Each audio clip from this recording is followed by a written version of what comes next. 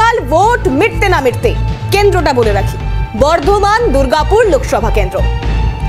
যে বর্ধমান দুর্গাপুর লোকসভা কেন্দ্রে আমরা গতকাল প্রত্যেক মুহূর্তে দেখানোর চেষ্টা করেছি যে বিজেপি প্রার্থী দিলীপ ঘোষ, যিনি মেদিনীতেই আটকে ছিলেন, অর্থাৎ মাটি আঁকড়ে ছিলেন দিলীপ ঘোষ, সেই দিলীপ ঘোষকে বারংবার, কখনো মন্তেশ্বর, কখনো বর্ধমান টাউন, বারংবার তাদেরকে বাধার মুখে পড়তে হয়েছে।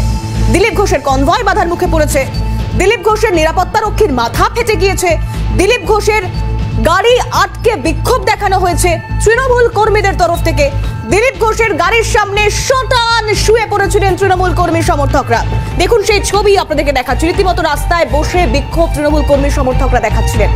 আর তখন অর্থাৎ গতকাল এই মেদিনী আঁকড়ে পড়ে থাকা, মেদিনীতেই আটকে থাকা এক সময়কার মেদিনীপুরের প্রার্থী, জয়ী প্রার্থী এবং যিনি এবার অর্থাৎ মেদিনীপুরের সাংসদ, যার এবার অগ্নি পরীক্ষা ছিল, বর্ধমান দুর্গাপুরের মাটিতে যার লড়াই ছিল, গতকালও তিনি সেই মেদিনী আঁকড়েই অর্থাৎ মাটি আঁকড়েই পড়েছিলেন।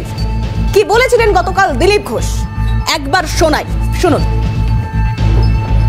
কাউকে এজেন্ট বসতে দেওয়া হয় না, যেখানে অপোজিশনকে ভোট করতে দেওয়া হয় না। আমি সেসব জায়গায় যাচ্ছি এখন, তখন কষ্ট হচ্ছে ওদের। এই ক্রিমিনালদের নিয়ে তারা ভোট করছে, যারা আমাদের উপর অ্যাটাক করছে, ইট পাটকেল মারছে। আমি গেছিলাম একটা বুথে, ওখানে যেখান থেকে আমাদের এজেন্টদের মেরে বার করে দেওয়া হয়েছে, এজেন্টকে বসিয়ে এলাম। এটা কোনো এজেন্টকে বসতে দেওয়া হয় না। ওতে ওদের গুসা হচ্ছে, ইট পাটকেল মেরে গাড়ি ভাঙলো, আমাদের সিকিউরিটির মাথা ফাটিয়েছে। সব জায়গায় ক্রিমিনালরাই যারা করেছে তাদের দোকান বন্ধ হয়ে যাচ্ছে, তাই এরকম হিংসা করছে। অর্থাৎ গতকাল যে দিলীপ ঘোষকে আটকানোর চেষ্টা করা হয়েছিল, তার আগে আপনাদের একটা কথা মনে করিয়ে দিই, কারণ গত পরশু আমরা দেখেছি, অর্থাৎ কেতুগ্রামের ঘটনা। এই চতুর্থ দফা নির্বাচনের আগের রাতে কেতুগ্রামে তৃণমূল কর্মী মিন্টু শেখকে খুন করার অভিযোগ উঠেছিল তৃণমূলের বিরুদ্ধে। ওই যে বললাম, গোষ্ঠীদ্বন্দ্ব, নিজেদের ভিতরকার অন্তর্দ্বন্দ্ব, সেটাই যেন অলংকার হয়ে গেছে এ রাজ্যের শাসক দল তৃণমূল কংগ্রেসের। কেন বলছি? কারণ যে দিলীপ ঘোষকে আটকে দেওয়া হলো, যে বিজেপি এজেন্টকে বসতে দেওয়া হলো না, যে দিলীপ ঘোষের রাস্তা আটকে তৃণমূল কর্মী সমর্থকরা শটান শুয়ে পড়লেন রাস্তায়, ক্ষোভ দেখালেন, তারাই সেই রাত কাটতে না কাটতে নিজেদের মধ্যে মারধর শুরু করে দিলেন। আর এক্ষেত্রেও যার বিরুদ্ধে অভিযোগ, তিনি তৃণমূল করেন, আর যে অভিযোগ করছেন তিনিও তৃণমূল করেন।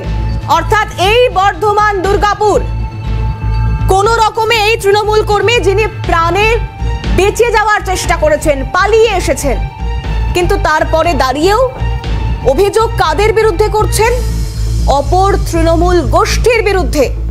এক্ষেত্রে আবার ইন্টারেস্টিং একটি নাম উঠে এসেছে, যে নাম শাসক দলের জন্য অবশ্যই হেভিওয়েট নাম। বক্তব্য শোনাবো, অর্থাৎ যিনি অভিযোগ করেছেন, এই অভিযোগকারী ঠিক কি বলছে একবার শোনাই আপনাদের, শুনুন। খাবার নিয়ে বাড়ি আসার পথে মিঠুন গয়লা আমাকে পেছন থেকে এসে ধরে এবং আমাকে মারধর করে। মারধর করার পরে আমাকে চাকু দিয়ে ভয় দেখানো হয়। আমি গাড়ি ফাড়ি প্রাণের ভয়ে গাড়ি ছেড়ে আমাকে জঙ্গলে যেয়ে লুকিয়ে যেতে হয়। মিঠুন গয়লা খুব জোরে মারধর করেছে, চড়থাপড়ও করেছে। তৃণমূল কংগ্রেসই করে, কিন্তু এরা বহিরাগত পার্টি করে। আমরা তৃণমূল কংগ্রেসই করি, আমরা আজ পর্যন্ত কোনোদিন দুটো পার্টি করি, একটাই দল করি। মলয় ঘটকের সঙ্গে আছি। মারধর করে দিল আমাকে পেছন থেকে, একা যাকে পাই তাকেই মারছে। কিছুদিন আগে আরও দুজনকে মারা হয়েছিল।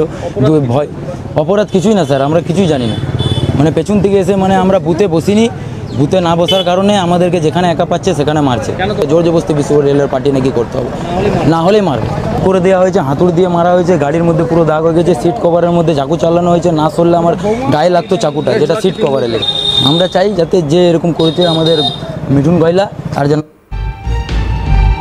অর্থাৎ তিনি তো অভিযোগ করলেন, তৃণমূলের বিরুদ্ধেই অভিযোগ করলেন, কিন্তু স্থানীয় তৃণমূল নেতৃত্ব, যারা একটু এদের থেকে একটু বেশি পদ হোল্ড করে, তারা কি বলছেন শুনুন, শোনাই আপনাদের। যার সঙ্গে মারপিট হয়েছে, টুকাই দাস, আমাদের কারখানাতে কাজ করে, ইন্ডিয়ান অয়েলের শ্রমিক, আমাকে সকালে ফোন করে বলে আমার মারধর করেছে। কে মারধর করেছে? বলছে মিঠুন যাদব। কেন? বলছে আমি খাবার নিয়ে আসছি, আমাকে এমনি দাঁড় করিয়ে ডেকে আমাকে মারধর করলো।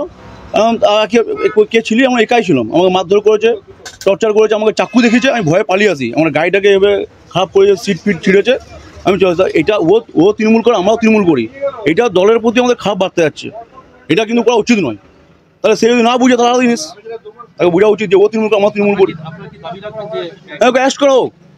দাবি তো আমার থাকবে, ও মারবে কেন? প্রত্যেক বাড়ি এমনি হবে, ওকে কে ছাড়বে? দাবি তো আমাকে রাখবো, দলকেও জানানো হবে, উপনীতিকে জানানো হবে, এবারে বলতে আমরা সবাই যাবো। হ্যাঁ, আগে সবাইকে থ্রেট দেয়, থ্রেট দিয়ে বেড়ায় সবাইকে, মানে ও একাই তৃণমূলকে আমার তৃণমূল করি না।